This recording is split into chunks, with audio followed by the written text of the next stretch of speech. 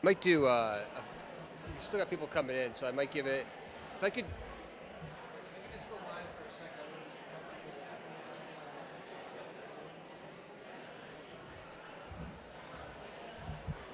Good evening. This is the 5-minute warning. You get 5 minutes.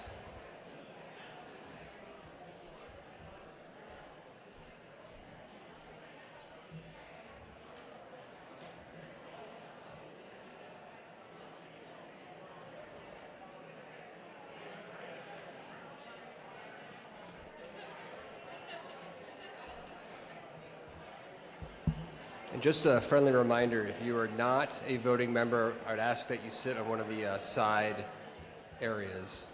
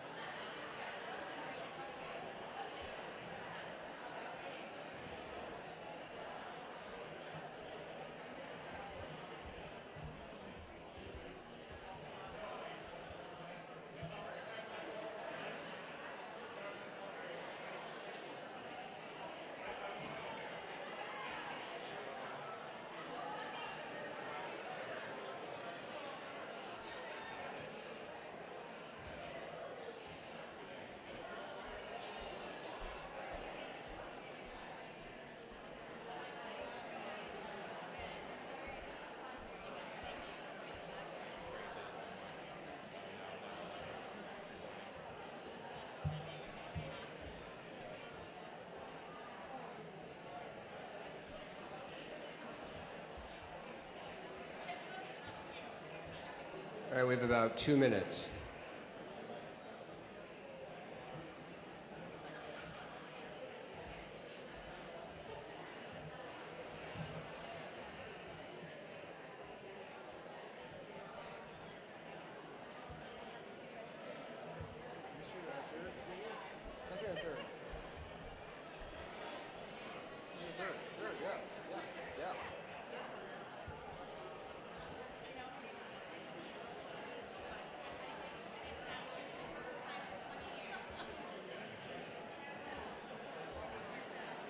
I'm always fine-tuning the operations.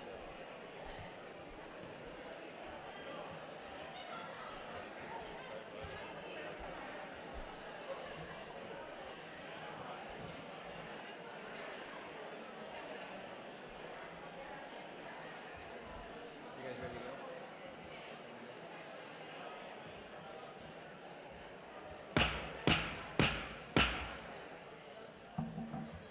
Good evening.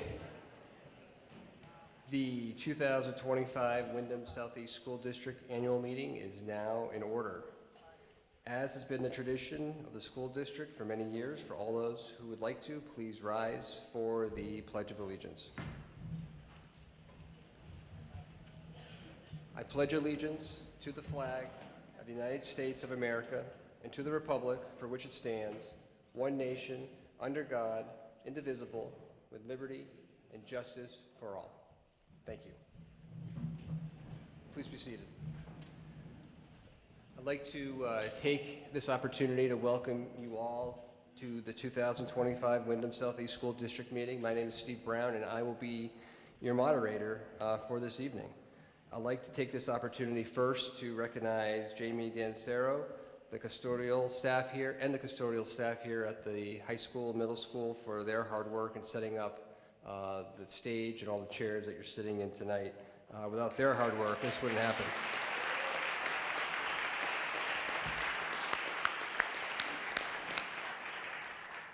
We have two microphone passers this evening, Allison Ackerman-Hovis and Jude Anders. BCTV is here handling the video camera during the meeting. Live streaming and recording has been set up by BCTV. This meeting can be viewed as it is happening. Child care providers, our Green Street staffers Kiara Mitchell and Erica Smith. Our ASL interpreters tonight will be Autumn Talbot and Virginia Clark. Restrooms are to my right, that is your left, through the rear doors. By way of introductions tonight, I would ask Deborah Stanford, the chairperson of the Windham Southeast School Board, to please introduce the board members.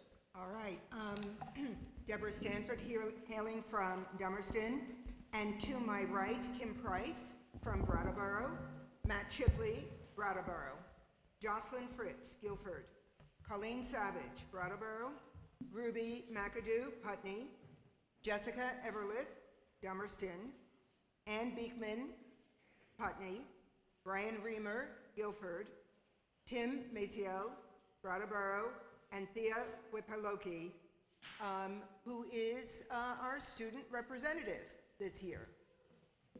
Thank you.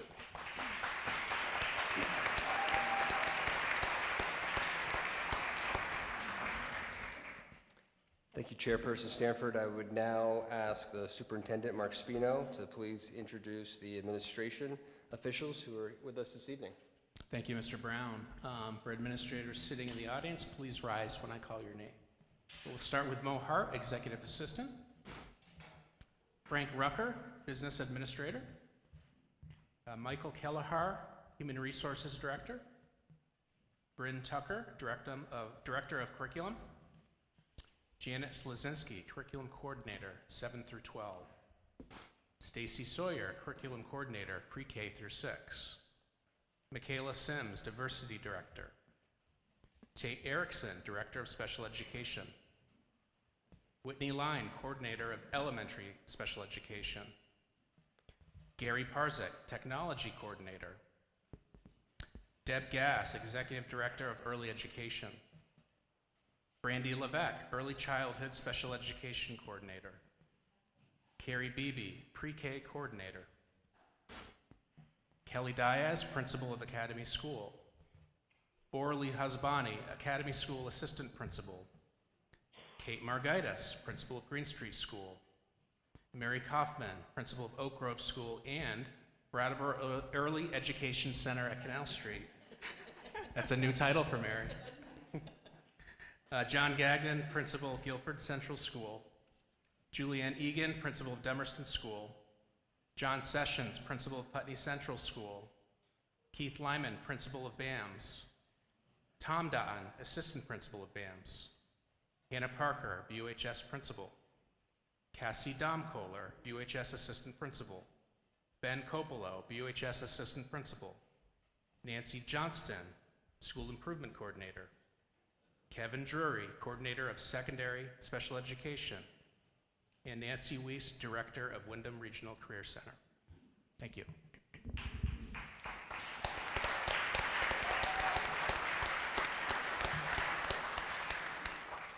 Unless there's an objection from the body, those members of the administration and officers who are not residents of the district may speak to the articles since their expertise would otherwise not be available. Is there any objection? Seeing no objections, so moved.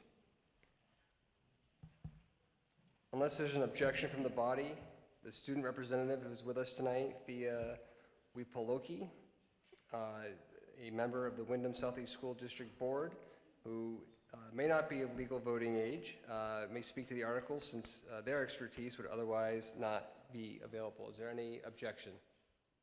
Seeing no objection, so moved. The town clerks of their respective towns and their assistants will be appointed as ballot tellers and vote counters this evening. Our clerks this evening are Hillary Francis of Brattleboro, Jonathan Johnson of Putney, Lori Frechette of Dummerston, Uriel Nahara, and Ellie Myonin of Guilford. Sheriff Mark Anderson from the Windham County Sheriff's Office is appointed as Sergeant at Arms. The overview of the meeting and procedures. Those persons desiring to participate in a district meeting held at the Brattleboro Union High School Gymnasium must enter by the main entrance from the parking lot. All those desiring to vote must register with their town clerk at the tables near the entrance. Upon registering, if found qualified, each voter will be given a color card, which is to be raised when the voter wishes to have their vote counted. All voters must be seated in 4 reserved sections of the gymnasium floor or in the reserved section of the bleachers. All other persons, except police, fire officials, or technical staff, shall be seated in the areas designated for observers and visitors. At this time, I would ask that any person sitting in the reserved sections who are not qualified voters to please move to the areas designated for observers and visitors. Voting in all matters shall be by voice, by division of the voters, or by paper ballot. A division shall be had in the discretion of the moderator or upon the demand of 6 or more voters. A vote by paper ballot shall be had upon demand of 7 or more voters.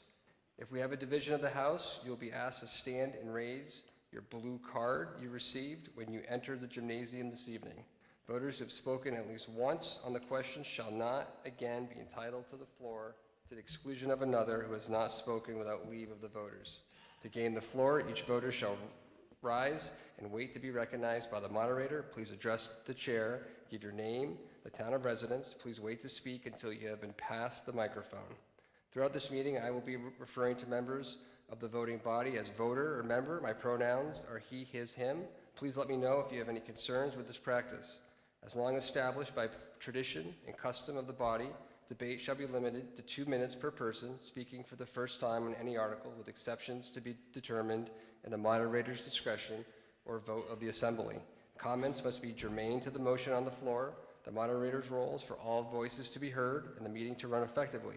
The moderator strongly prefers not to limit a member's comments, but will be actively monitoring comments in an effort to keep the meeting on track and on time. Special committees of the voters may be established by the voters, but their existence shall be continued only for 1 year, from July 1st through June 30th, unless renewed by the next annual meeting and subsequent meetings thereafter.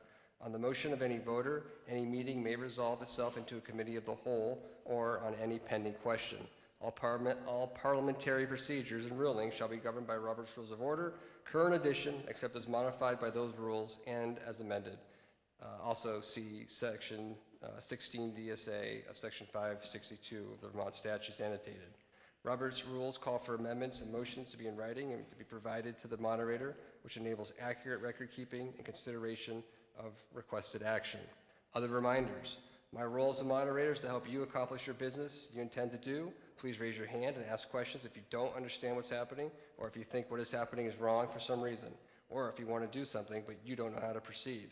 While Robert's rules do not have a specific prohibition to clapping, cheering, and booing, the rules do prohibit conduct that disturbs the assembly. Please refrain from clapping, booing, and cheering during debate. Please tell me if you feel I'm ruling improperly. You have the right to challenge the moderator's decision. You have the right to appeal. That takes us to Article 1. Article 1 is to act on the reports of the officers. Is there a motion on the floor? Yes, I move that the report... Hang on 1 second. Chairperson Stanford, I recognize Chairperson Stanford. Please go forward with the motion. Thank you. I move that the reports of the district officers be approved as presented. Do we have a second on the motion? Second, could you please state your name and your town, please? Okay, thank you very much. It has been moved and seconded that the reports of the district officers be approved as presented. Is there any discussion on the motion? Any discussion on Article 1? Seeing no discussion, are you ready to take a vote? All those in favor of the motion, please say aye. Aye. All those opposed, please say nay. The ayes appear to have it. The ayes have it. The motion passes. We'll now go to Article 2. We will have Superintendent Spino come to the microphone for discussion and debate on Article 2. Before I introduce Article 2, I'd like to acknowledge a mistake in my introduction. I left out our amazing Dean of Students at the high school, Chris Brewer. Sorry, Chris.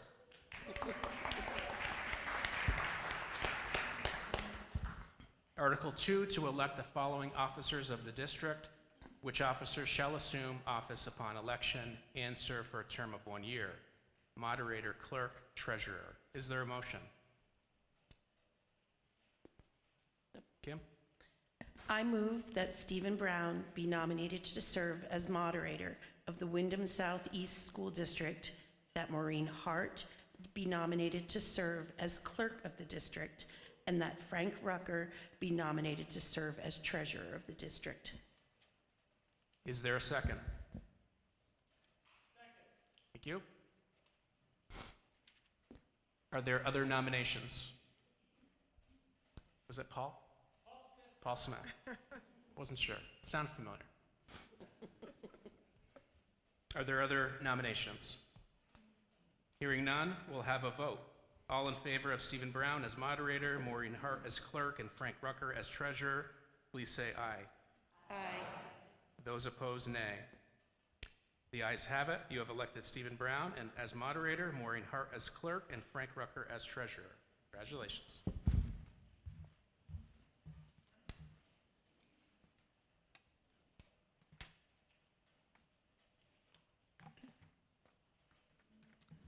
We now move to Article 3 to see what compensation the Windham Southeast School District will vote to pay its directors. Do we have a motion? Representative Thea Lupaloki, is that correct? Down there? Yes. Okay. I move that the voters of the Windham Southeast School District authorize compensation in the amount of $7,000 to each director, and that the chair of the board will receive an additional $2,000 for a total of $72,000 for the entire board. Is there a second on the motion? Thank you, Voter Morgan. It's been moved and seconded that the voters of the Windham Southeast School District authorize compensation in the amount of $7,000 to each director, and the chair of the board will receive an additional $2,000 for a total of $72,000 for the entire board. Is there any discussion on Article 3? I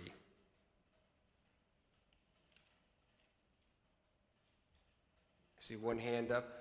We have a microphone coming your way. If you could please state your name and your town. Laura Chapman, Putney. Can you just remind me what they're currently earning? I'm sorry, I'm not looking it up. Sure, the administration's been queried. Mr. Rucker? Yes, that is the current level of compensation. Any further discussion on Article 3? Further discussion? Seeing no further discussion, are you ready to take a vote? All those in favor of the motion, please say aye. Aye. All those opposed, please say nay. The ayes appear to have it. The ayes have it. You have voted to pay the each school director $7,000, and the chair of the board will receive an additional $2,000 for a total of $72,000 for the entire board. We'll now move to Article 4 to see whether the voters of the Windham Southeast School District approve the school board to expend $67,736,630, which is the amount the school board has determined to be necessary for the ensuing fiscal year. The Windham Southeast School District estimates that the proposed budget, if approved, will result in per-pupil education spending of $15,851, which is a 6.7% higher than the per-pupil education spending for the current year. Is there a motion? Board Member McAdoo? I move that the voters of the Windham Southeast School District approve the school board to expend $67,736,630, which is the amount the school board has determined to be necessary for the ensuing fiscal year.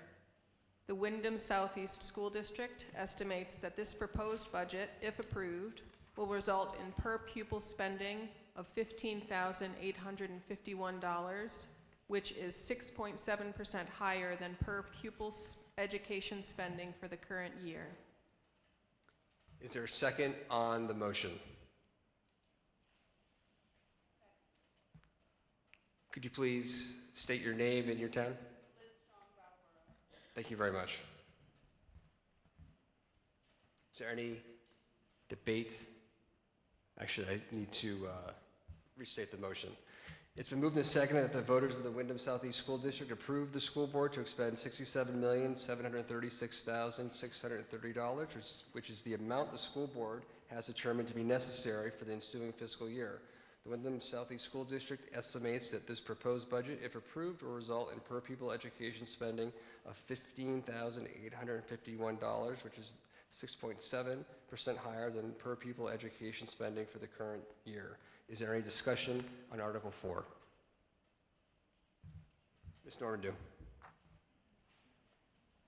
If we could have a microphone right over here, thank you.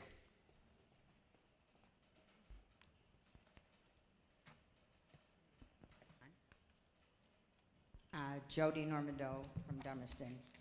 I have some comments and I have some questions, and I try not to go too long. When we were first merged as a district, the merged budget was $50 million. It is now today, they're asking $67,736,630. It's $67 million. And they're using $500,000 from the general fund. The general fund, when we started in 2019, was about $2 million. It grew during the pandemic because of not having teachers and other issues. Last year, they used from the general fund over $2 million, almost $3 million to balance the budget, and it was still up 3%. I believe it was 3%. This year, they're using the $500,000. It's now leaving less than $1 million in that general fund, and I don't believe, and the Independent Budget Review Committee does not believe that they should be using this spending fund to balance the budget out. Let me see here. The Independent Review Committee believes that the budget process needs to be much broader in management, helping to have more understanding of the budget. And it should be including the board more, it should be including the community more, so that we can understand this budget, because we're not an individual town anymore, and it's very, very difficult to understand. I can't remember the number of pages that it is, but I have it right here, and it's about this thick. Maybe I'm exaggerating. This WSESD spending is 18% above the state average, and one of the top spending districts in the state. I personally don't think that if we hire good people, that they don't need coaches or consultants. That costs a lot of money. The other thing that I want to say is that I don't think there's equity in our district between the cost of administration and the teachers, what the teachers get paid. Quite frankly, I would like to see the teachers, they're the ones on the floor, they're the ones with our students, they're the ones that are in charge of teaching our students. I think their pay should be better if they're good teachers, and I think administrators should take some cut in pay in order to balance this all out. As far as the capital fund is concerned. Ms. Normandeau, you're a little over 2 minutes. I'll let you finish up your comments. What'd you say? You're a little over the 2 minutes, but I'll let you finish up your comments if you don't have too much further to go. I do have a few. As per the Tenney Field, we've been arguing this for years. In 2018, actually, August, there was an article in the Reformer, and I was at the meeting that it talked about. The vice chair of BUHS quoted, "We are not going to utilize taxpayer funds on a facility that is unsafe and needs to be worked on. Regardless of how many people used to sit in it, the fact remains it will require a fair expenditure of money." Another quote is, "According to a study conducted in 2009 and revisited in 2017, it could cost up to $460,000 to repair the grandstand and make it ADA compliant. That is more back then, at that date of 2009 and 2017, than what we have in the budget to repair it now. And if anybody has tried to build a house or put an addition on or done anything, you can't tell me that the price of building hasn't gone way up, and it's going to go way up now. The BOH principal said at that meeting, our basic issue is field space. One of the options we looked at was, do we remove the grandstand and create an area for a full-sized field hockey and soccer field? I move that we decide not to take care of Tenney Field and to pay our teachers more and not have our coaches, etc. And I think that's probably going to come to about $1 million. Further debate on the motion. I would just remind the voters that Robert's rules generally disfavors members reading from prepared statements, but having no objections to the last speaker, we will continue on. I made a motion. Do I have a second? Well, I think you spoke to the motion, and then you made the motion at the end. So I would ask that you reserve to make the motion until you're called upon again. As long as nobody calls the vote before I get a chance to make that motion. We'll come back to you. Okay, thank you. Thank you. Mr. Murphy. Yes, Mr. Murphy. So, Mr. Murphy, I understand you have some prepared comments regarding the budget due to your work on the board previously. Is there any objection to Mr. Murphy reading from prepared remarks in light of his position and his expertise in the budget? Seeing no objection, we'll allow you to come forward and make some prepared remarks.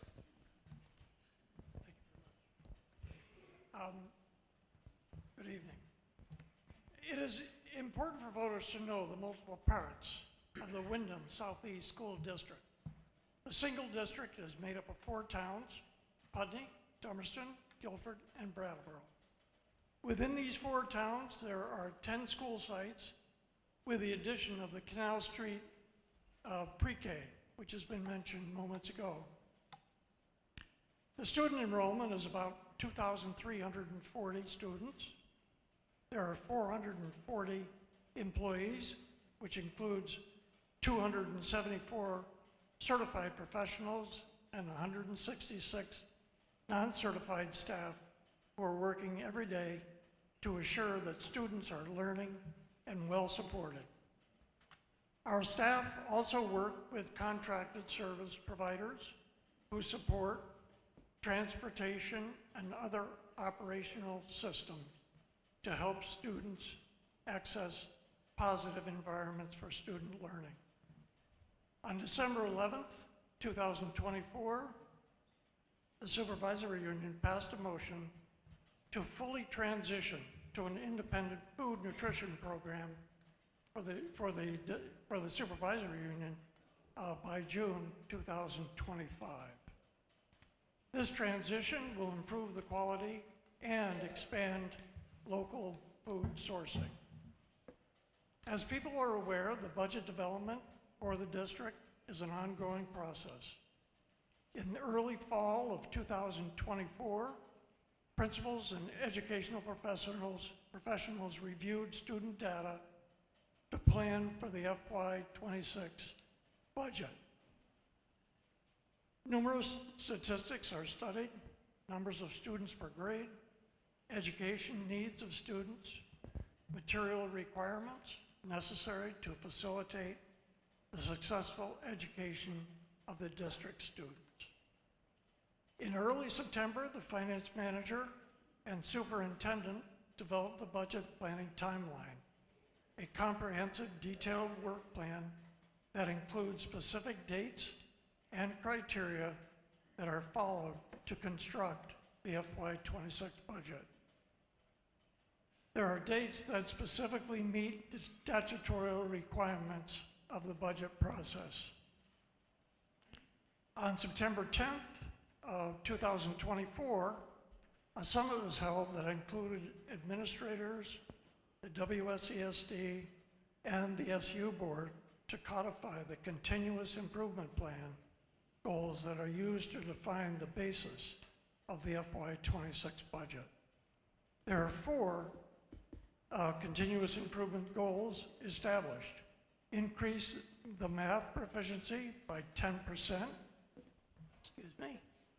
Increase the English language arts by 10%. Increase the graduation rate from BUHS. And increase the sense of safety and belonging for our student body. In November of 2024, meetings were held to define the specific resources that are necessary for successful educational outcomes of the district.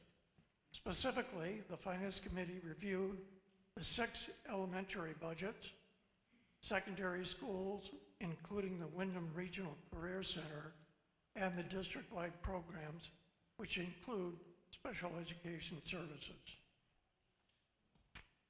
The WSESD board reviewed the comprehensive draft plan on 12/17/24 and 1/14/25. During these review meetings, there was input from school leaders, educational staff, members of the public, and members of the central office leadership team. On January 28th of this year, the WSESD board unanimously passed the budget before you. As mentioned, the FY26 WSESD budget is in the amount of $67.7 million. Subtracting the offsetting revenue in the amount of $7.3 million results in the amount of education spending, $60.3 million. Dividing the education spending by the equalized pupil count of 3,807 results in a pupil cost of 15,851. And it's interesting to note that the 3,807 is the number assigned to this district, and that is because of student weighting. Students from low socioeconomic background and English language learners. Dividing the per pupil spending by the state mandated yield number of 8,553 results in a unified district tax rate of $1.853. The increase from the F25 to the F26 are as follows. A total budget increase of 1.1%, an increase in the spending per equalized pupil of 6.7%. The long-term weighted average student number represents an increase of about 72 students. The major cross drivers contributing to the spending increases are, number 1, an 11% increase in health insurance, which amounts to $663,311, a reduction of 10 positions and the positions for the FY26 estimated in salary and wages to be negotiated, and special education costs of $431,534. These major drivers have been offset by spending reductions. I'll be right back. The WSESD is able to reduce the capital improvement expend by $1.3 million. This is due to the administration and board commitment to use of ESSER and ARPA funds proactively during the 2021 through 2025 fiscal years. The WSES board and the WSESD administration have been able to maintain the total budget increase to 1.1%, despite many cost increases outside of the control of the district. The town tax rate is determined by dividing the unified rate of 1.864 by the town's statewide CLA, and is projected to be lower than the current year. On average, the actual homestead school property tax rate are expected to decline by 0.3% in fiscal year 26. Due to unique changes in the common level of appraisal for each town, most towns will see a larger decrease in taxes in FY26. And one town, Dummerston, will see an increase due to a falling CLA. The WSESD School Board believes this is a fiscally responsible FY26 budget that is well planned to meet the needs of our students and to prepare them for leadership, for citizenship. We are pleased to see that the Independent Budget Review Committee's report and endorsement of the passage of this bill. I would also like to recognize the extensive work of the 4 committee members appointed from our 4 towns. Thank you very much. Thank you, Mr. Murphy. Just so the record is clear, the board member McAdoo, you had yielded your right to speak first on the motion to Mr. Murphy in light of his work on the budget. Is that correct? Okay, and the moderator at this time would recognize Ms. Nomandu. I understand you have a motion to make. Could you please state the motion?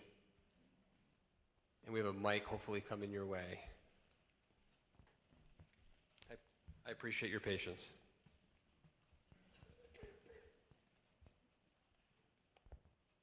Thank you. I move to remove $1 million from the budget as we spend 18% above the state average.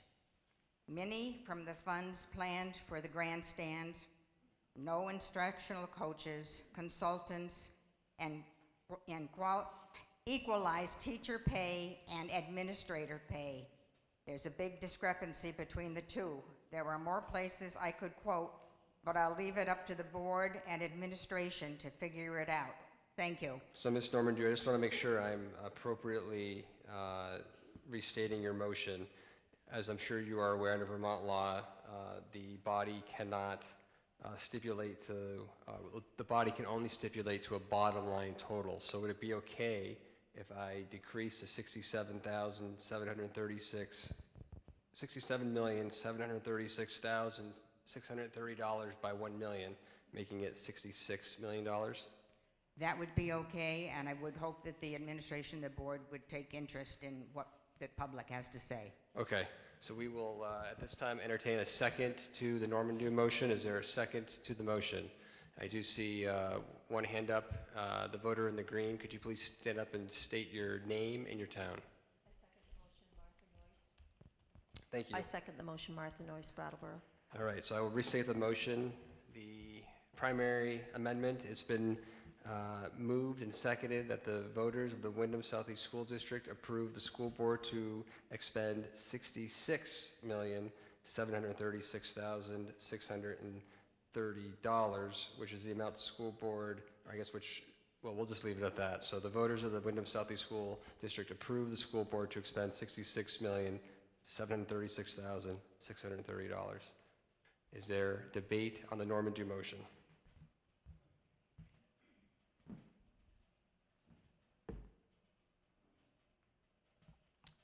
Voter in the green. We got a mic coming behind you. Hello, Elizabeth Wendell, Brattleboro. I have never spoken at one of these meetings before, but I would respectfully disagree with my fellow citizen about removing additional funds from the budget. I'm a recent transplant from Iowa, and since I've arrived, I've been nothing but impressed with the schools in Vermont. Y'all have clearly been doing an excellent job with the way you've conducted your schools and the way you've administered them. My child is thriving here. and I think you all should have every dollar that you've asked for. Thank you. Further debate on the Norman Dew motion? Further debate? Yes. Martha Noyce, Brattleboro.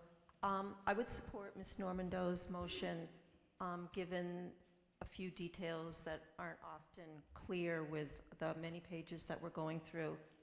Student enrollment is going down, and there is a high percentage of low-income families and homeowners in this area that should have some consideration. Also, I have been attending these meetings since August and have seen some frivolous expenditures that didn't need to happen that could be part of the $1 million. So I support Ms. Normando with reducing by $1 million. So again, we are debating the amendment, which I'll restate it, that the voters of the Windham Southeast School District approved the school board to expend $66,736,630. Further debate on the Norman Dew motion. The moderator recognizes voter Morgan. The mic is on its way. Thanks, Jude. Yes, I will be voting against this amendment. I just want to acknowledge the intention in it to support teachers. And I know from my time serving on the board that the instructional coaches are something that is really important and essential to teachers' ability to guide their students. And so I do not agree with removing funding for that in particular. And I also want to acknowledge the other comment that mentioned that there is a high amount of poverty impacting our district, which is true, and that is another thing that our schools are spending money to support those students with wraparound care to meet all of the ways that they're impacted by that situation to be able to access their education. So that actually is one of the things that this money is for, rather than ignoring those. Also, if you look at the last couple pages of the Finance Committee report, it talks about how different income levels are impacted by the tax burden of this budget. And because of our state laws about income sensitivity, that's already kind of baked into the process that people who have a lower household income are already given a tax credit to lessen the impact of this on those particular families. Thank you. Further debate. The moderator recognizes the voter next to the aisle. Hi, Margaret Atkinson, Brattleboro. First, I'll say thank you for your work, board.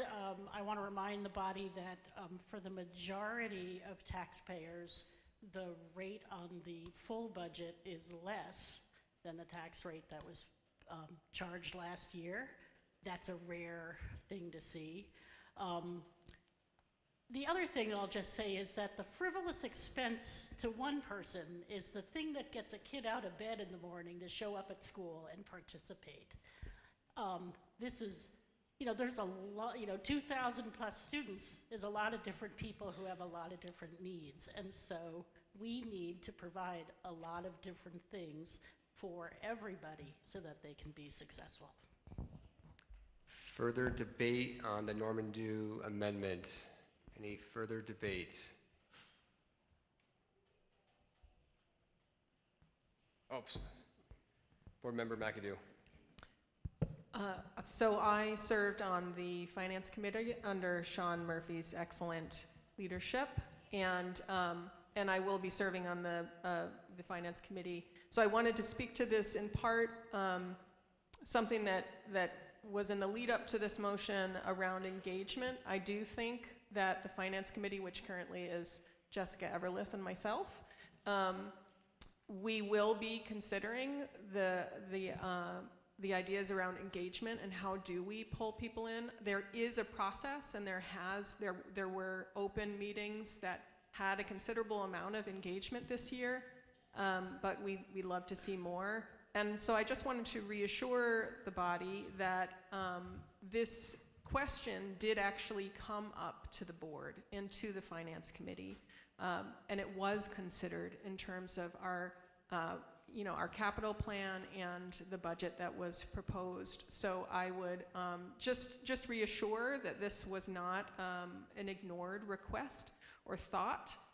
We did have reductions in terms of the budgeting process, and so I would just encourage you, if you are interested in this, or if this is something that you're passionate about, to reach out to Jessica or I and stay engaged and look out for ways to be engaged in your leadership councils and also on some of the committees of the board. Further debate on the Normandeau motion. I did see Ms. Normandeau's hand up before we call on Ms. Normandeau. Is there anybody else that would like to speak to the motion that has not spoken? The voter in the gray. Richard Mills, Dummerston. I just was wondering, we're talking about Tenney Field. Is there a number in this budget that's being presented, a specific number? I can't find it. The administration's been interrogated. Yes, it's in the capital plan, so it's not a line item in the general fund budget, but if you looked at the capital plan, there's a summary document on page 20 in the annual report. That summary document includes the Tenney Field improvement under the BUHS site. And on the website, there's a very detailed plan, capital plan, that supports those totals. And you would see the assumption there.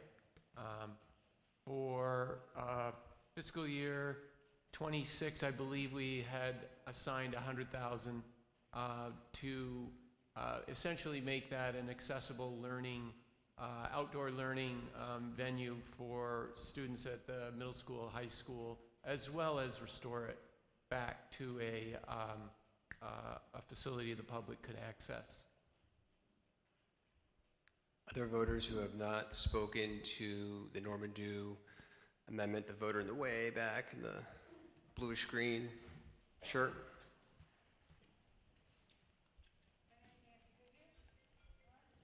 I live in Brattleboro. I'm a teacher in this district. I support this amendment.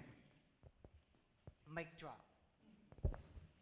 Further discussion on the Normandeau amendment, which would reduce the sum to $66,736,630. The moderator recognizes Superintendent Spino. I'd just like to reiterate some things that were said earlier, especially from Sean Murphy. We're very proud to be proposing this budget to our community tonight.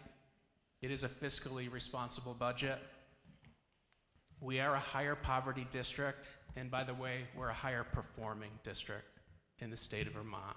We are getting results, and we've seen steady increase in results in the last 3 years.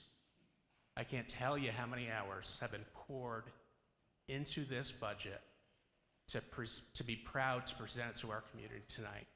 And that's board members, administrators, finance committee, IRBC. I wouldn't say I'm proud of this if I wasn't. And I know it's good for students, and it's right for our community. Further discussion on the Normandeau amendment? David Eastman, Guilford. I'll be voting for the original budget, if I can get there, and I'll be voting against this amendment. I served on a school board in central New York, and I know the difficulty of balancing the tax and the cost with school outcomes, and the hours and hours that the administration, the board, any committees that are involved, the staff spend trying to make it the best budget possible. And I've seen, well, I don't have any kids in this district. I've had opportunity to see some events, and I just want to commend the district for the job they do, and I trust Mark's statements about the improvements we see in outcomes. And I just know from my own background that, you know, if there was waste in the budget somewhere, frivolous things, it would have been removed years ago. And we all have our own opinions on what is essential and what is non-essential. But I know the hours that went in and the skill that went into this budget. So I'll be voting against the amendment.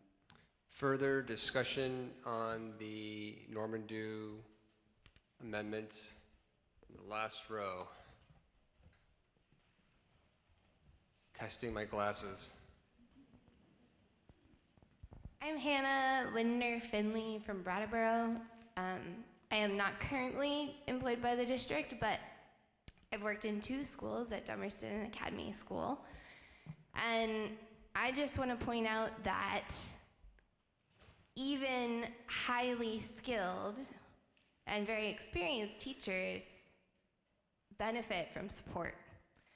And so having experts who can come in and support them if they have a question, because challenges come up whether you're 10 years in or 1 year in. And also developing good teachers when they're new involves supporting them heavily in their first few years. And having experts available to come consult once a week is an incredible thing that our district offers for new teachers who are here that helps them be confident and successful from the get-go. And this funding for that, you know, the idea, I understand that the change in the budget won't directly address the proposed issues being suggested, but the issues in question are issues that are really important for creating a strong school. Thank you. Further debate on the Norman Dew amendment.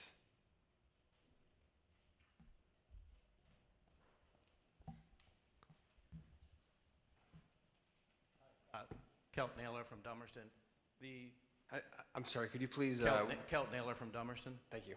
I've got a question on the Tenney Field expenditure. Was that the full expenditure to get the grandstand or just this year's allocation? I probably have a follow-up after that. The administration's been queried.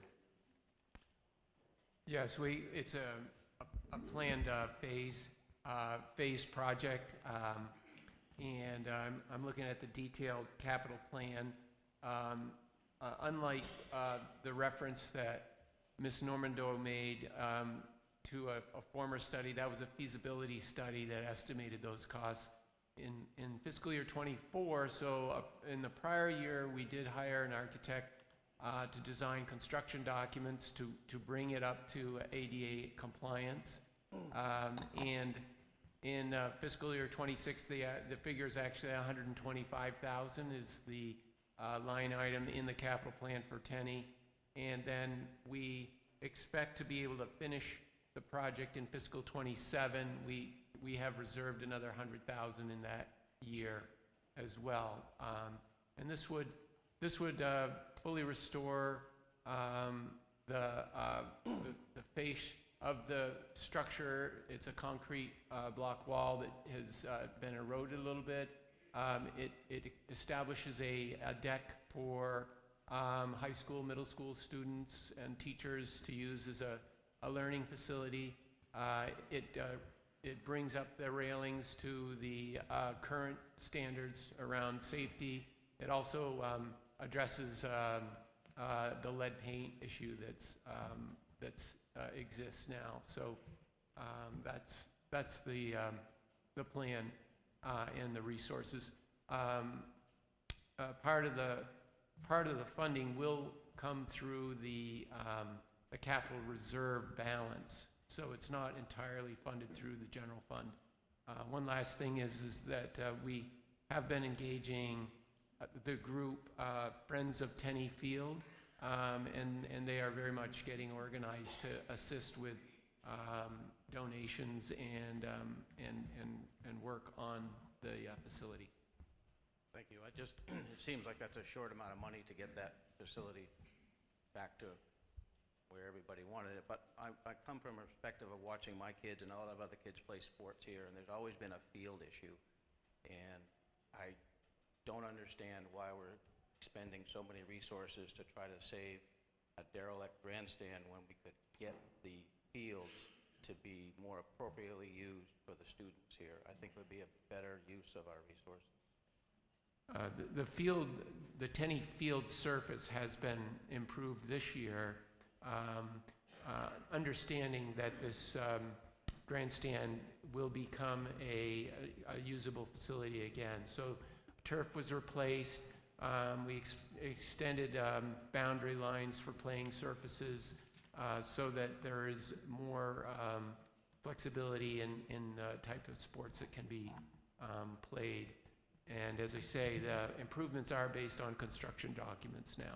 What I'm saying is it's not just the condition of the field, but to be able to expand the size of those fields so that field hockey isn't playing on a baseball field, for instance, and so forth. That's what I think is more important than trying to save some antique grandstand. Thank you. Further debate on the amendment, and I would ask the body to remember we're just debating the Normandeau amendment. I believe you've already addressed the motion, and I was going to come back to Ms. Normandeau. She had previously raised her hand. Did you not want me to come back to you? Okay, yielding the floor. So I'll come back to you. Thank you. Martha Noyce, Brattleboro. As long as we're on the topic of the Tenney Field, might I remind the board and the citizens here that we do have a career center, and it would be a great idea to involve them in any aspect of the refurbishing of the Tenney Field, whether it be in their classrooms or with a community service type. So again, I would remind the body to keep comments germane to the Normandeau amendment. Is there further debate on the Normandeau amendment? Voter Nukin? Did I get your last name right? Manu? Okay. Yeah, Sorry. Abby Manukin, Brattleboro. I will be voting against this amendment in favor of the budget, but I do want to speak to one point that was raised about administrator salaries, with no disrespect to the superintendent.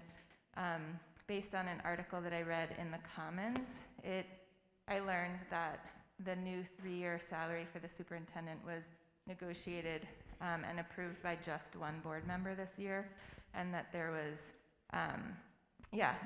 not full awareness of that process. And then I believe there was going to be a motion where at least 2 or 3 or more board members would be part of future negotiation processes.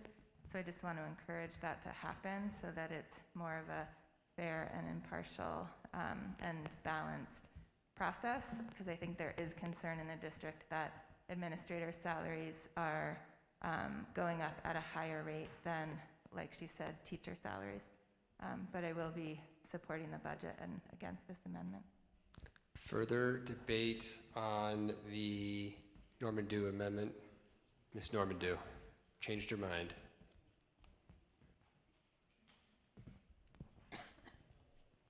Excuse me.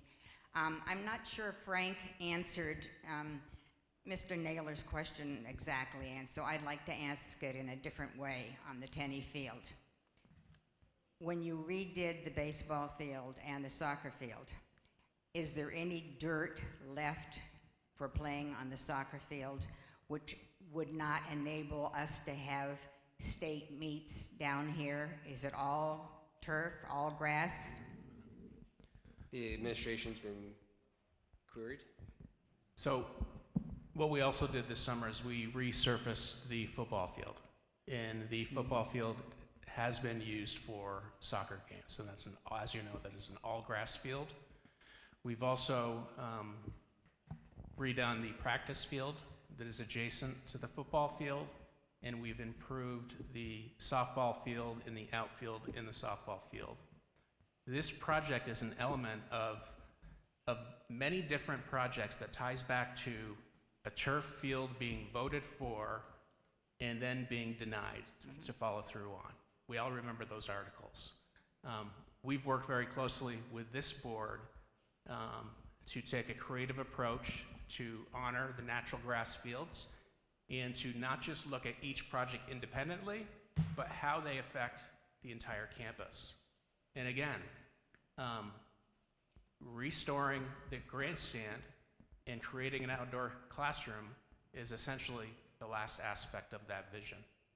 And I think we should be proud of the work that we've done and how we are envisioning this campus. And when people come to visit our town, they visit our school, I want them to be in awe, like, wow, this is a beautiful place. They really care about their kids. And right now, the grandstand does not do that. It's just sitting there, rotting away in lead paint. It's disservice not to take care of our property, and that's what we're doing. You still have not answered my question about the baseball field and the field hockey field. Does it still have dirt on it, not allowing state meets to be here? So this will be Please don't go into the rest of the fields, just that. So, Ms. Norman, this will be the last question. Administration's queried again. The baseball field has dirt on it, and soccer games and playoff games can be played on the football field and the softball field with no dirt involved. I'm sorry, but you're still not answering my question. I'm going to move on, Ms. Norman Dew. Well, I wish you would interrogate the administration to please answer the question. It's at their choosing. So I see a voter in the back, Mr. Antes.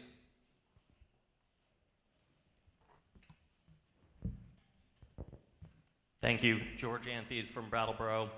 I move that we call the question on the Norman Dew amendment and that the body vote to accept or reject the Norman Dew amendment now, if I have a second.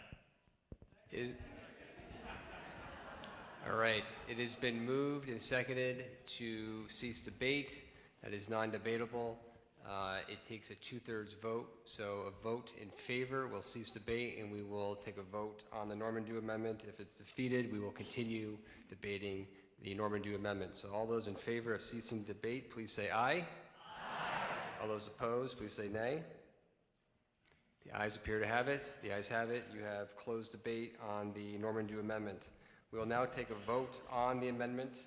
A vote of aye will amend the main motion to $66,736,630, and we will debate the main motion as amended. A vote of nay will defeat the amendment, and we will return debate on the main motion.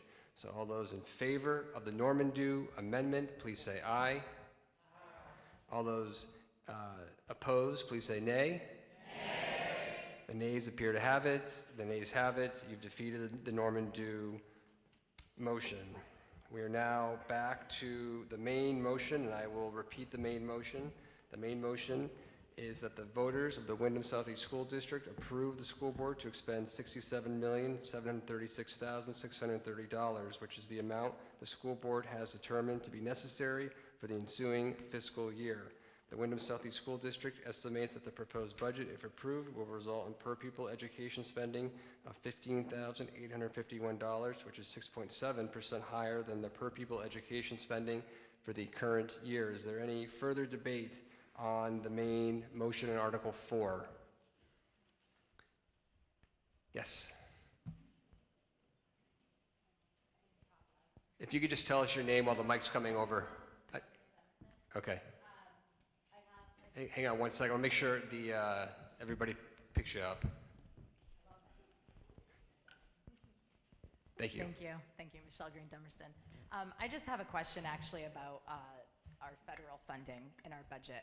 I went to page 17 where we see revenues, and I see an amount of about $278,000. I know most of our federal funds live in our SU budget with special education and food services. But I couldn't find that information in that budget. And I check in with Sean, but I wanted to hear officially what amount of our budget is federally funded, or what percentage of our budget is represented? The administration's been queried. In the supervisory union money flows from the state agency to the supervisor unions, and then the supervisor unions subgrant it to the districts based on primarily what they call formula grants. It's based on poverty. So that determines how much money goes to each school. For Windham Southeast School District, it's less than 2%. A little more than 1%, less than 2% is the Title I, Title IV subgranted to the district. 2%, so $1 million sounds about right? Yes. Okay. Not that that's nothing. $1 million is a lot of money, but I think that that's information a lot of people are interested about and thinking about, and hearing that number, that low number, Jody, sorry, I think that it's important information and it provides some peace. I saw that there was a joint Senate resolution that came out this week, and they reaffirmed their commitment to fight discrimination against transgender and non-binary people. And that reminded me about a resolution that this board had taken. And on July 1st, 2020, this board made a unanimous commitment to ongoing social justice and anti-racism. Knowing that, and that we can't, not that anyone wants to be concerned prematurely, but if there was a disruption of our federal funding, would our reserve funds cover a year, and then the board would address it the next fiscal year by compensating in the next budget, or what would you imagine would happen? Well, fortunately, we've been assured, it's not guaranteed, but assured that the fiscal year 26, which this budget is proposed for, that funding was secured last October at the federal level. So fiscal year 26 is in pretty good shape. There's no indication that we're going to see a reduction. Fiscal year 27 is a whole nother issue. So we would definitely address your question in the next budget development cycle as a contingency plan. But typically that is what reserves are for, is to make transitions. So that's a possibility. Thank you. I'm definitely supporting this budget. I think that there's a room full of people here to support the budget because we believe in the work that's being done in our schools right now, and we want to see that work be ongoing, and we thank you all for all of your efforts. Further debate on Article 4. Is there any further debate on Article 4? Ms. Normandeau. I just have a question for Frank that I haven't been able to figure out in the budget here. How come and how is it done that we vote a budget at the annual meeting and then it's always amended? How does it get amended? Why does it get amended? And where does the money come from when it's more than what we voted? And is that, must be legal, because I know Frank wouldn't do it if it wasn't legal. So, thank you. Yeah, good question.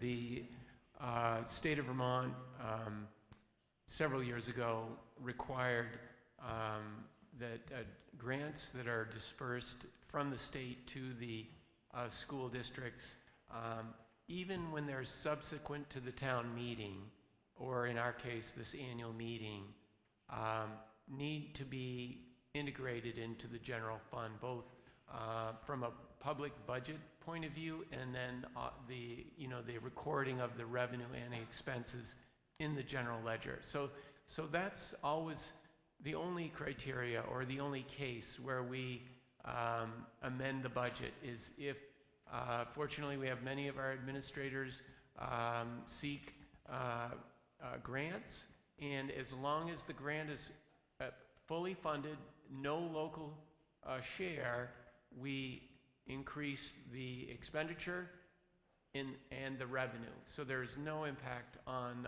the tax rate or the local burden. In the old days, they used to say, oh, you got new money, just run it on a side ledger. But we don't do that.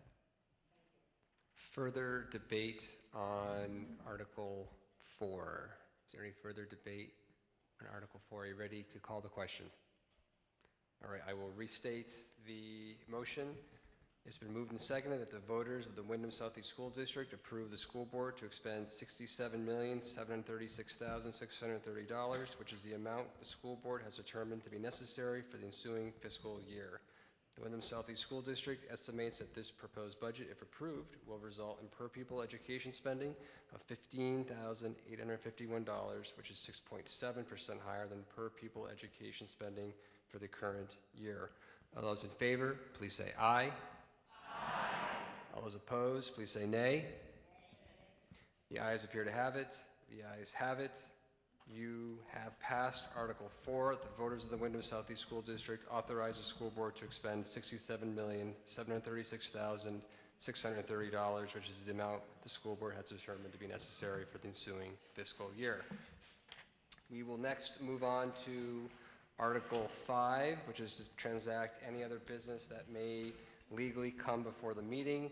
As I've done in previous years, I will remind the body that pursuant to Vermont law, the article entitled Other Business shall not be used for taking binding action, and I will repeatedly remind the voters of that caveat. I understand Christina Naylor has a very unique motion this year to present to the body.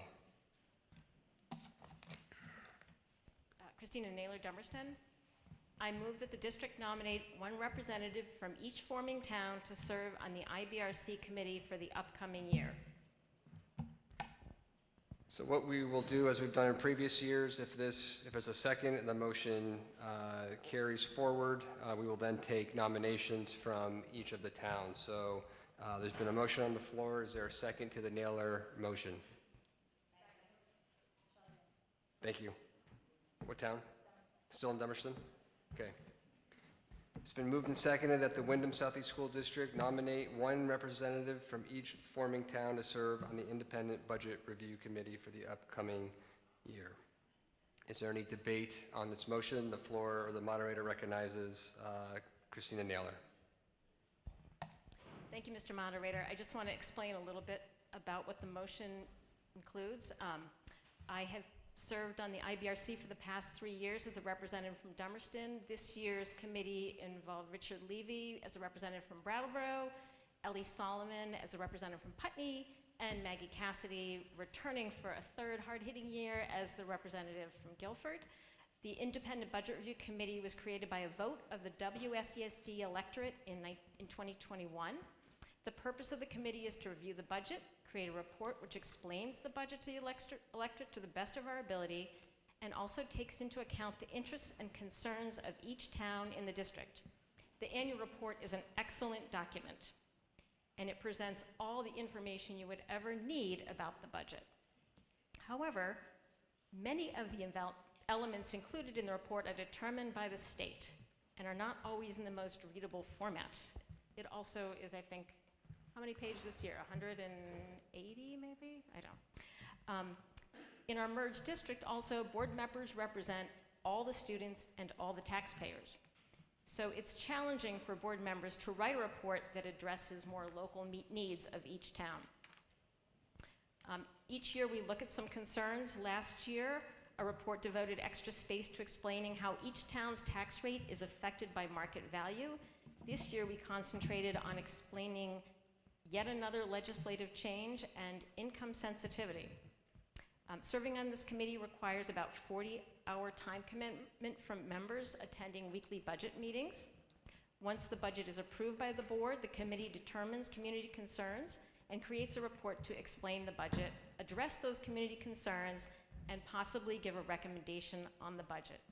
It's helpful for committee members to possibly have interest and experience in finance. We are fortunate to have a veteran business manager and veteran board members who are able to explain the particulars of school finance formulas and able to answer questions along the way to make sure all committee members understand the budget and the tax consequences. And we like to say on the IBRC, our tagline is, we put the fun in the school funding formula. Any debate on the Naylor motion? Any debate? Are you ready to call the question? So I will restate the motion. The motion, it's been moved and seconded that the Windham Southeast School District nominate one representative from each forming town to serve on the Independent Budget Review Committee for the upcoming year. All those in favor, please say aye. All those opposed, please say nay. The ayes appear to have it. The ayes have it. The Naylor motion passes. And next, we will take nominations for each of the 4 towns, Brattleboro, Dummerston, Guilford, Putney. If there is a contested race for a particular town, we will deal with that. But if we have one name from each town, we will move the whole slate forward to the body. Voter Morgan. For Brattleboro?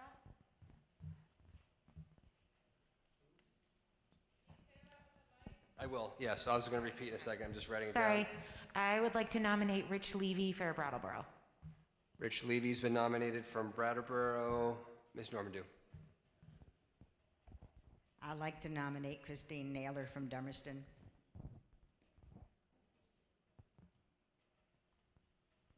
Christina Naylor's been nominated for the town of Dummerston. There's a voter in the back holding up their blue paper. I love that. Don McLean, Guilford. I nominate Maggie Foley of Guilford.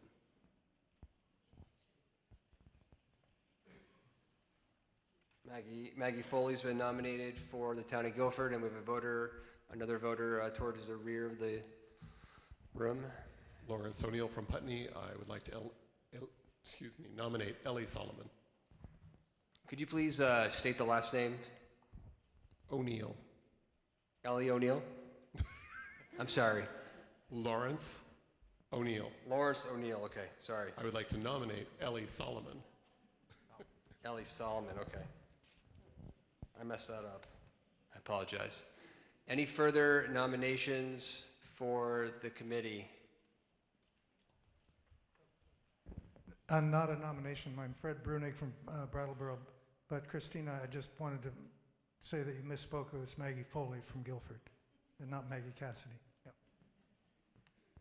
Yep. Any further nominations? All right, so we'll recap. Brattleboro, Richard Levy's been nominated. Dummerston, Christina Naylor. Guilford, Maggie Foley. And Putney, hopefully I get this right, Ellen Solomon. Did I get that right? No, I got it wrong again.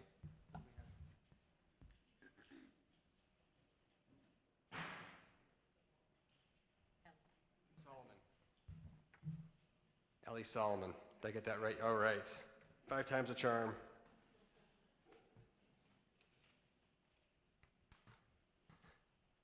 Are we ready to take a vote?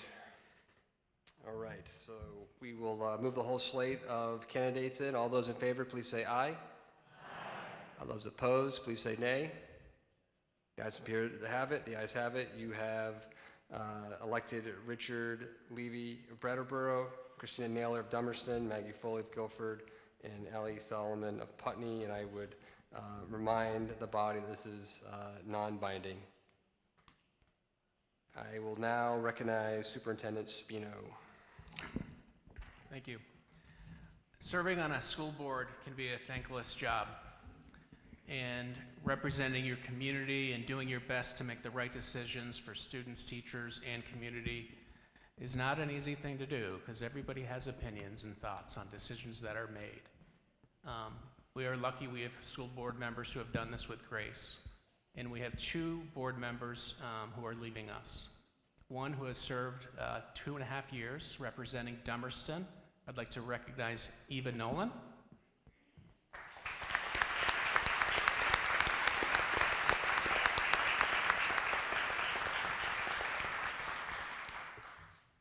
And we have another board member who has served our communities for 23 years. That's incredibly impressive service. I'd just like to say a few things. Sean, I know Frank would like to, and potentially a couple of board members. I'd just like to thank you for your student-centered approach at all times.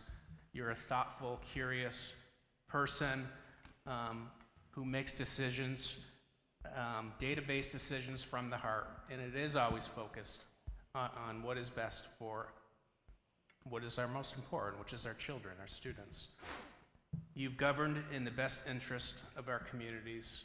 It's really been a pleasure to work with you and an honor to work with you. So thank you, Sean, for your service.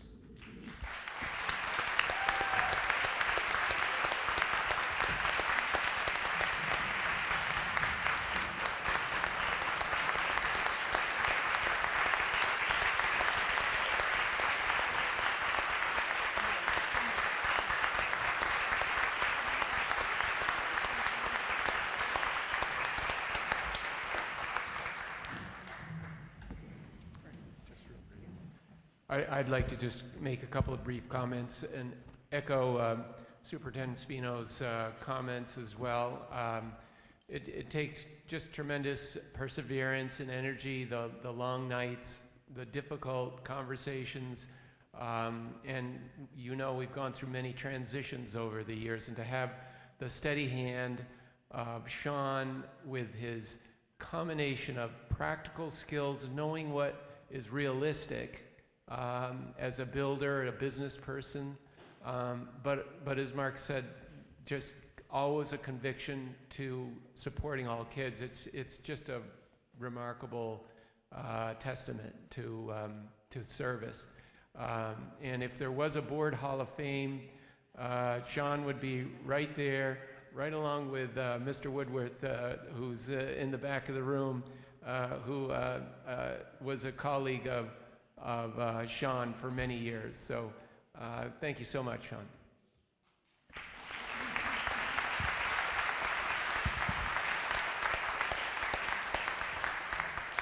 I would like to add my voice to the chorus in acknowledging Sean Murphy's many contributions to our community, to our board, in helping us better understand our budget, finance, calculations, everything that goes along with that, and most especially for your contributions in ensuring the well-being and education of students in our district. Thank you, Sean.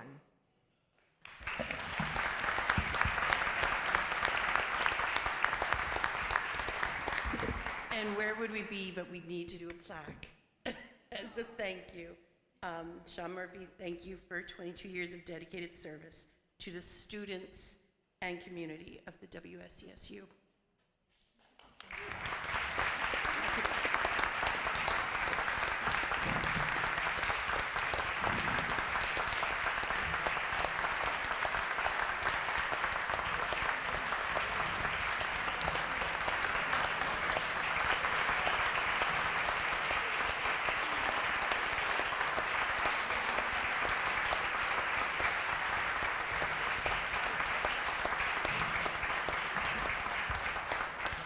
Get a microphone for Mr. Murphy? We'll give you just 2 minutes. Just Well, I would just like to say that I'm really glad that Robert Woodworth is here tonight. Woody was really my mentor and suggested I join the Finance Committee. And so he has been instrumental in education in this district. He concentrated on the program, the Governor's Institute, and it's been a game changer for so many people. So I just like to say, you're the guy. All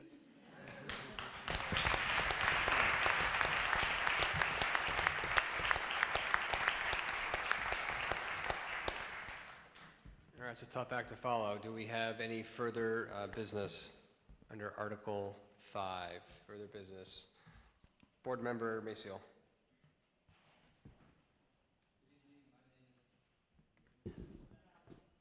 Is this on? Yeah.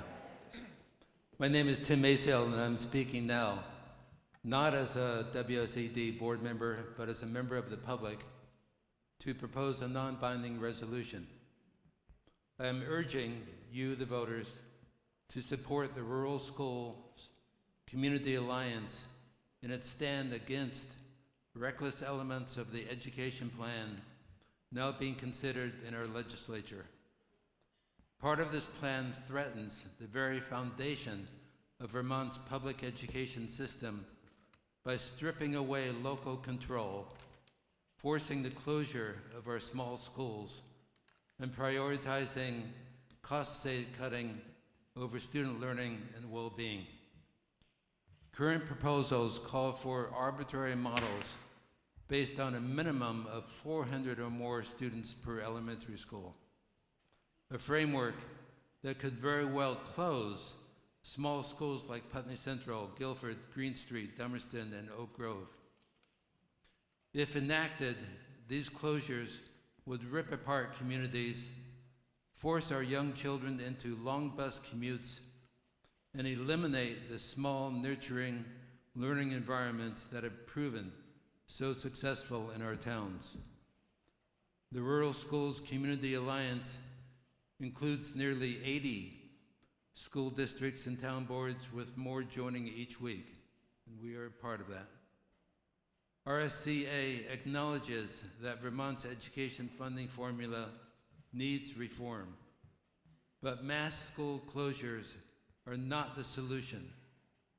Instead of dismantling our schools, state leadership should explore alternative reductions, such as removing health insurance and mental health services from the General Education Fund. They should address systemic inefficiencies without harming students. And so tonight, I am asking you, the voters, to support the following resolution. Whereas current education reform models being considered would force the closure of our town elementary schools, severing the ties that hold our communities together and depriving students of the personalized education they deserve. And whereas these plans fail to provide evidence that forced consolidation improves educational outcomes or achieves long-term financial savings, and whereas these plans strip local communities of their fundamental right to determine the future of their schools, be it resolved that we, the voters of Windham Southeast School District, stand in unequivocal opposition to arbitrary school closures and support the Rural Schools Community Alliance, a coalition committed to advocating for the value and importance of community public schools for our children and for a democratic vote in decision-making about their future. Thank you. Is there a second on the motion that was seconded by Ms. Normandeau?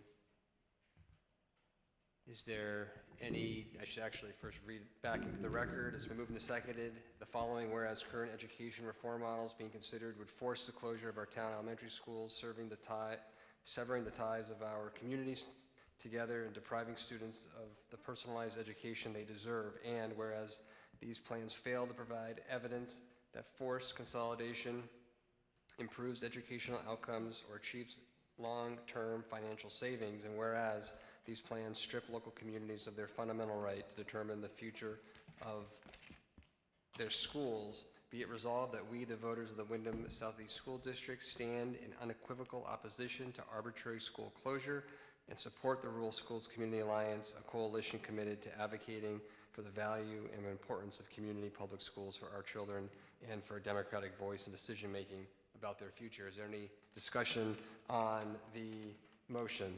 Ms. Normandeau. Jody Normandeau again from Dummerston. I would like to back everything that Tim said. And folks, this is dead serious. They're talking about a district of us going all the way up to Norwich and all the way over the mountain. And this really would just, in my mind, Dummerston's a small school, all our schools, I think even academies, is it over 400? I don't know. So every one of our schools could be closed or consolidated. We could be up to Springfield. We could be put anywhere. So it's serious. So please contact any legislator you know. Contact them all anyway and tell them that this is not what we want. It's not democratic. We would have no say in anything. And as I said at the board meeting, we might not even have our superintendent and our finance person if, to have them, because, they may take Frank and put him up in Burlington. They may take Mark and put him over in Whitingham somewhere, or, somewhere else. So please, if you want to keep your schools and you want to keep your democracy, and I know you're all interested in the schools around here, we have to fight. Dummerston, both Dummerston representative of the school and our Dummerston Select Board have signed on, and a lot of other select boards have signed on, so you can talk to your select boards from your town and ask them to sign on also. And you can contact Tim as a member of this board or whatever it is. You can contact Tim to get the information. But this wouldn't happen if we get merged. So please take it seriously. Further debate on the Mayseal resolution? Yes. Laura Chapman, Putney. Jody and I don't always agree, but we agree 100% on this. It's really concerning. 5 districts for the entire state. Each district would have 5 board members. And I believe, correct me if I'm wrong, but they'd be chosen by the governor. Is that correct? We wouldn't even get to vote on them? Am I wrong? Am I right? Does anybody know? We don't even know how we'll get them? They're supposed to be elected? Okay. Well, 5 for a very large area that are supposed to be elected, they might all come from one very populated place rather than us. So as a previous board member that sat on the Putney Central School Board during Act 46, consolidation has led to much larger books, as Jody pointed out, harder budgets to follow. How are we going to follow it when it's a district for 1/5 of the state? How are we going to understand these things? How are we going to communicate with our board? It's already become bigger than what we were used to. I can't imagine going much bigger. Further debate on the proposed resolution?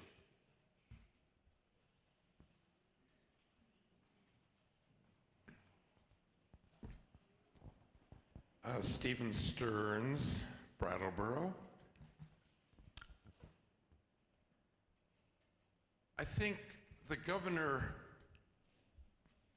if he's thinking budget and money and that we can't afford this, we can't afford that, what is missing here, in my view, is that education's not a business. It's not a for-profit or reduce the income business. It's about community, and it's about belonging. And when children find people that they can be comfortable with and safe with and problem solve with, they want to come to school. They want to talk. They want to share their ideas. And the same goes for us. We all want to do that as well. We want to be heard, and we want to listen. We're already in a situation in the country and maybe the world where social media is to the point where that tends to separate us. At the best, we're Zooming with somebody through a screen, but at worst, we're on TikTok or this and that. And I know from the New England Youth Theater that when kids step on stage and the lights come on, they're relying on their friends to support them. Leap and the net will appear. And this budget that this concept of 5 districts in the entire state of Vermont, that's like saying there's only going to be 5 districts for farms. And the farms will only have Holsteins. Holsteins and corn, that's it. And we're legislating that. No, come on, we're smarter than that. Further debate on the resolution? Is there any further debate?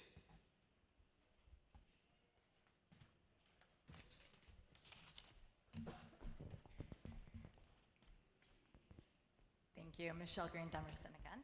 I fully support this resolution, and thank you, Tim, for putting it forward. I just want to add to this. We're starting to pick apart a little bit some of the concerns in the governor's plan, but as a concerned citizen, I have yet to see why this is indicated. I haven't seen an evaluation or an assessment of Act 46. We don't know why the governor's created this plan. We don't know what we've learned. We don't know what's working, what isn't, and what can be improved. I know that there has been an enormous amount of energy and effort and resources and funding and emotional energy that have gone into creating the Windham Southeast School District, both from our administrative team, our teachers, the administrators coming together to determine best practice and decide what's best for all our schools to be functioning the same way. Our board members, hundreds of hours, I'm sure, into creating policies that didn't exist. When we came together, we had 5 dress codes. And how do you determine what is best and represents our values? It takes a lot of time and effort.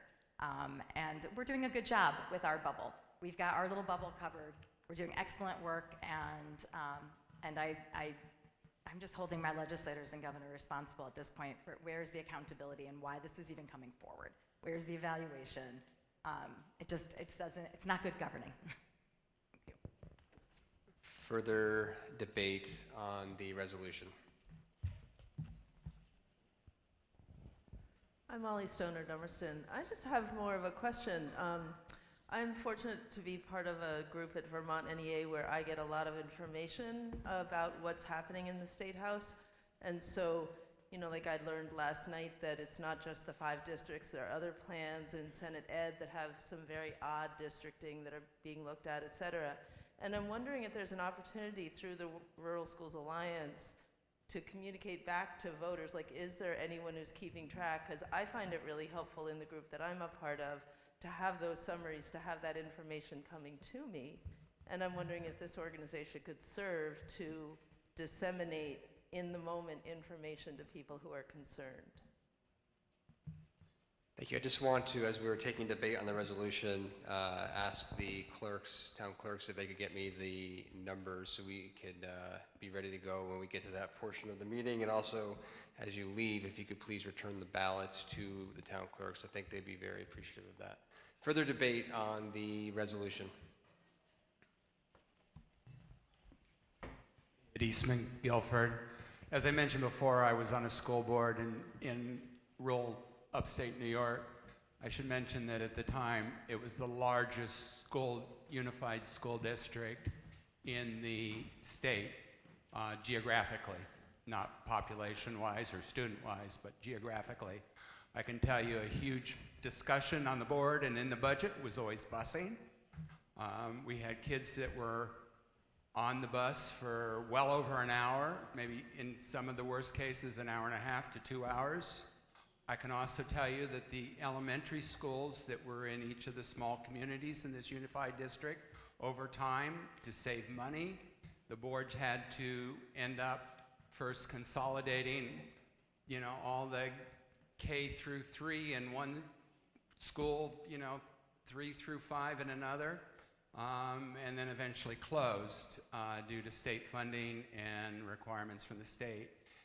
Large consolidated schools, be they a fifth of the state or the largest in a big state, are not in the best interests of children. They make for very, very tough budgetary decisions that are not necessarily student-focused or community-focused. When these elementary schools closed, it was a huge detriment to those communities to lose their elementary schools. And so I support everything that's said and support this resolution. Further debate on the resolution, the voter in the way back. Sarah Cortoro, Putney. I'd like to call the question. There's been a motion to call the question. Is there a second to the motion? Been seconded. Could you please state your name and town? Thank you. That motion is non-debatable. All those in favor of calling the question, please say aye. All those opposed, please say nay.